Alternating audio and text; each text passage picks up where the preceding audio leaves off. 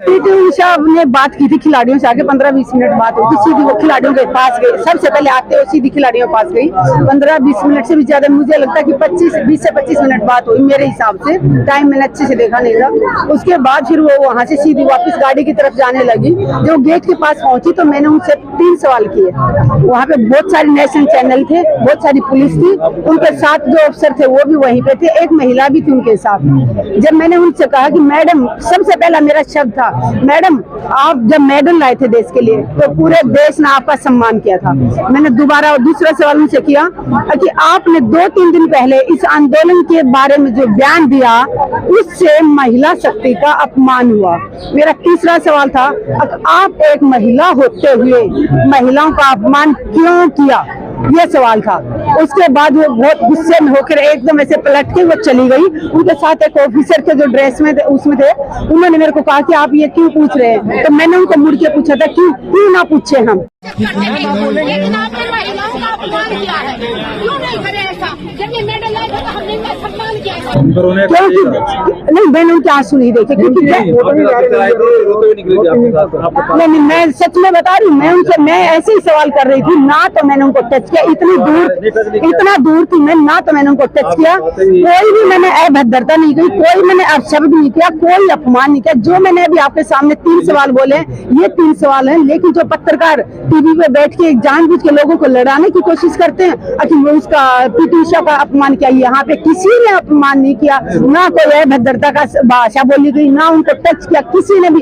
एक भी शब्द सुना के दिखा दीजिए। वहाँ पे नेशनल चैनलों की भीड़ लगी हुई थी, इतने सारे चैनल थे, पुलिस वहाँ पे खड़ी थी, मेरा कम से कम 1-1.5 फीट का फासला था। तो अभी ये झूठा जो आरोप लगा के बदनाम करने की, मतलब लोगों में एक जानबूझ के समर्थन के लिए आई थी क्या? अगर वो समर्थन में आई होती तो जो मीडिया के भाई उनसे बात कर रहे थे तो वो जरूर बोल के जाते कि मैं आप लोगों के समर्थन में आई हूँ। खिलाड़ियों से उन्होंने जरूर कहा कि मैं आप लोगों के साथ हूँ, खिलाड़ियों से बोल के गई, लेकिन पब्लिक में नहीं बोला। तो मुझे लग रहा है कि अगर वो सच में समर्थन में आई होती तो पब्लिक में बोलने से डर किस बात का था। क्योंकि जो भी लोग यहाँ पे आ रहे थे, किसी भी पार्टी से संबंध रखते हो, सब लोग यहाँ पे आके यही कहते कि बेटा हम तुम्हारे साथ हैं। तो इसलिए मैं आप सबसे यही करती हूँ कि अगर किसी को डाउट है तो पीटी उषा मैम से जाके पूछ सकते हैं कि उस महिला ने आपको टच किया हो या महिला ने कोई गाली दी हो। कुछ भी नहीं किया, लेकिन जो लोग ये कह रहे हैं कि अगर आंदोलन करने के लिए वो कह रहे हैं कि आंदोलन जीवी, मैं उनसे पूछना चाहती हूँ जो काम पत्रकारों ने करना चाहिए ईमानदारी से, वो जो टीवी में बैठे नेशनल चैनल पे, उन पत्रकारों में दम नहीं है, सरकार से सवाल करने का हिम्मत नहीं उनमें। अगर हम सड़कों पे आके कोई क्रांतिकारी कोई आवाज उठाता है, कोई सरकार से सवाल करने की हिम्मत रखता है। मैंने कमिश्नर, दिल्ली पुलिस के कमिश्नर से सवाल किया था, अगर जो 7 शिकायतकर्ता बेटियां, उनमें से एक अगर दिल्ली पुलिस के कमिश्नर की बेटी होती या किसी देश के नेता की बेटी होती तो क्या तब भी कार्रवाई में इतना टाइम लगता? मैंने ये सवाल किया। दूसरा सवाल मैंने प्रधानमंत्री जी से किया, अब जब ये बेटियां मेडल लाई थी देश के लिए, प्रधानमंत्री जी आपने अपने घर पे बुलाया था इन बेटियों को, आपने इस पूरे देश के सामने कहा था कि ये बेटियां भारत का गौरव है, और आपने ये भी कहा था कि ये बेटियां मेरे परिवार का हिस्सा हैं। तो प्रधानमंत्री जी से मैंने एक सवाल किया कि अब आप 15 दिनों से चुप क्यों हैं?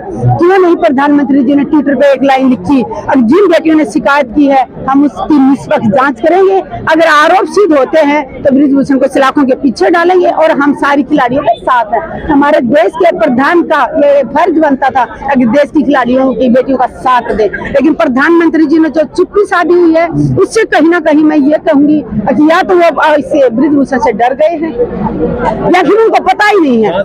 नहीं, मैं 2 ही बात कहूंगी, या तो वो बृजभूषण से डर गए हैं प्रधानमंत्री जी, या फिर उनको पता ही नहीं कि हमारे देश का गौरव 15 दिनों से सड़कों में बैठा है। ये 2 बात हो सकती है।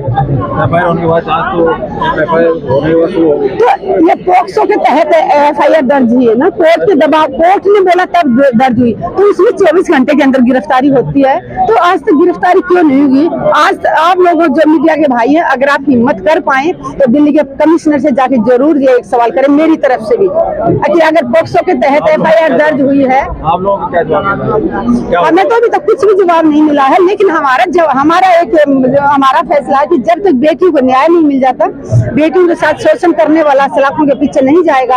हम बेटियों के साथ खड़े हैं, बेटियां जब तक सड़कों पे रहेंगी हम बेटियों के साथ तन मन धन से खड़े रहे हैं, आगे भी खड़े रहेंगे। और अगर अन्याय के खिलाफ आवाज उठाना, किसी पीड़ित की मदद करना अगर किसी गरीब का सहारा बनना अगर ये आंदोलन जीवी लगता है कुछ लोगों को, तो मैं गर्व से कहती हूँ हाँ मैं एक आंदोलन जीवी हूँ।